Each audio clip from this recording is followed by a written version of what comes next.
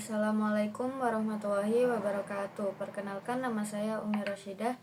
Saya dari kelas 5 PAIB Universitas Islam Kiai Haji Ahmad Muzaki Syah. Di sini saya akan memaparkan materi kelompok 10 mata kuliah evaluasi pembelajaran yang berjudul analisis kualitas tes dan butir soal dalam pembelajaran.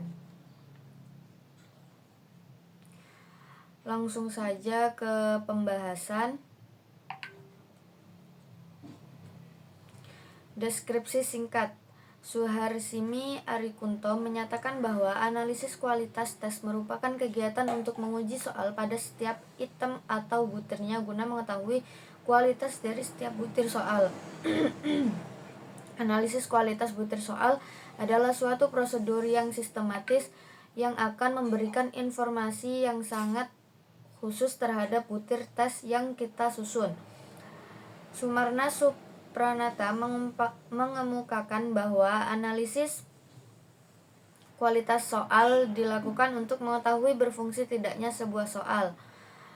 Dari pengertian tersebut dapat disimpulkan bahwa analisis kualitas butir soal merupakan kegiatan menganalisis tiap-tiap butir soal secara mendetail menggunakan metode pengujian tertentu.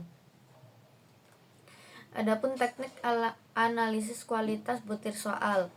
Kegiatan analisis kualitas butir soal dapat dilakukan dengan dua cara, yaitu secara kualitatif dan kuantitatif.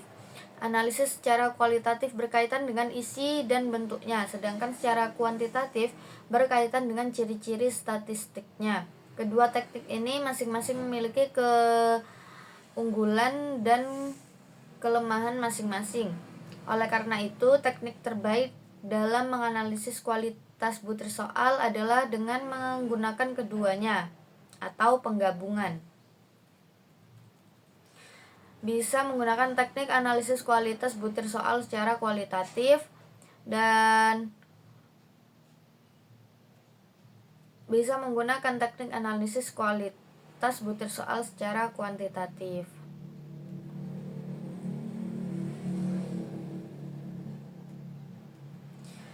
Analisis kualitas butir soal. Tingkat kesukaran soal harus dapat dipertahankan dalam batas yang mampu memberikan daya pembeda. Apabila terdapat tujuan khusus, penyusunan tes dapat dipertimbangkan seperti tingkat kesukaran, seperti soal bentuk objek, soal bentuk uraian, daya pembeda. Analisis kualitas butir soal secara kualitatif dengan teknik panel merupakan suatu teknik menelaah butir soal mendasarkan kaidah penulisan butir soal, yaitu ditelaah dari segi konstruksi, bahasa atau budaya, kebenaran kunci jawaban atau pedoman penskorannya yang dilakukan oleh beberapa penelaah.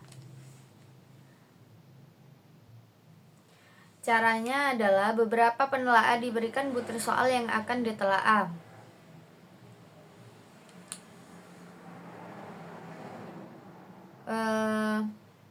Format penelaah dan pedoman penilaian atau penelaah.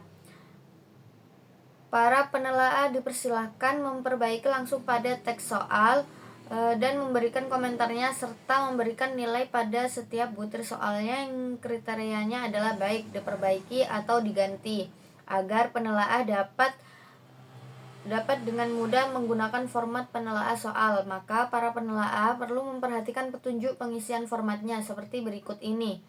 Analisislah setiap butir soal berdasarkan semua kriteria yang tertera di dalam format.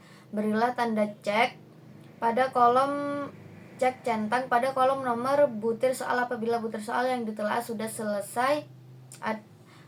sesuai dengan kriteria. Berilah tanda X pada kolom nomor butir soal apabila butir soal ditelaah tidak sesuai dengan kriteria. Kesimpulannya yaitu analisis tes dan butir soal merupakan suatu tahap yang harus ditempuh untuk mengetahui derajat kualitas suatu tes, baik tes secara keseluruhan maupun butir soal yang menjadi bagian dari tes tersebut. Suatu instrumen dapat dikatakan valid apabila benar-benar mampu mengukur apa yang hendak diukur dengan tepat. Validitas dapat dihitung dengan beberapa metode, antara lain metode korelasi produk, momen angka, simpangan, korelasi, perbedaan peringkat, dan diagram pencar.